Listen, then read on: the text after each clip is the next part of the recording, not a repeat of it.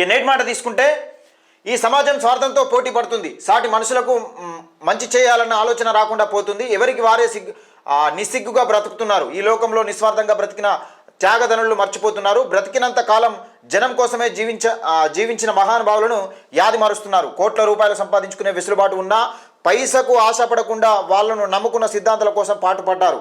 వాళ్ళు కనుసైగ చేస్తే విలువైన బంగ్లాలు, ఖరీదైన కార్లు క్షణాల్లో కళ్ళ ముందర ఉండేవి. అవేవి అక్కర్లేదంటూ జనం కోసం బ్రతికారు. నిత్యం ప్రజల్ని చైతన్యపరుస్తూ ప్రజా వ్యతిరేక విధానాలను అనుసరిస్తూ ప్రభుత్వాలను నిలదీస్తూ ప్రజల పక్షమై ప్రతిపక్ష పాత్ర పోషించారు.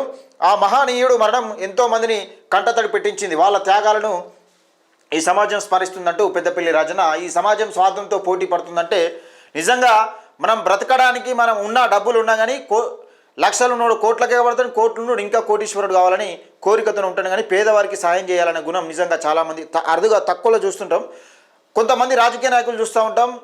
చాలామంది అంటే వాళ్ళు నిజంగా సంపాదించుకోవాలంటే చాలా కోట్లు సంపాదించుకోవచ్చు. కానీ ప్రజల కోసం ఏదో ఒకటి చేయాలి, ఏదో ఈ పదవులు కాదు ముఖ్యం, ప్రజల గుండెల్లో ఉండిపోవాలి, ప్రజలకు ఎల్లకాలం జీవితాంతం మనం పేరు తలుచుకున్నట్టు చేయాలన్నట్టు వాళ్ళు కొంతమంది నాయకులు చూస్తూ ఉంటాం. స్వార్థం లేకుండా పనిచేసే నాయకులు చూస్తూ ఉంటాం. అలాంటి నాయకులను నిజంగా ప్రజలు ఎన్నుకోవడం చాలా గర్వకారణం. ఎందుకంటే ప్రజలు ఏ నాయకుడైతే మనకు నిస్వార్థంగా స్వార్థం లేకుండా ప్రజల కోసం పనిచేస్తున్న నాయకుడిని ఎన్నుకోవడం అనేది చాలా గొప్ప విషయం. అలాంటి నాయకులు బయటకు వచ్చినప్పుడు మాత్రమే మనకు మార్పు అనేది సాధ్యమవుతుంది.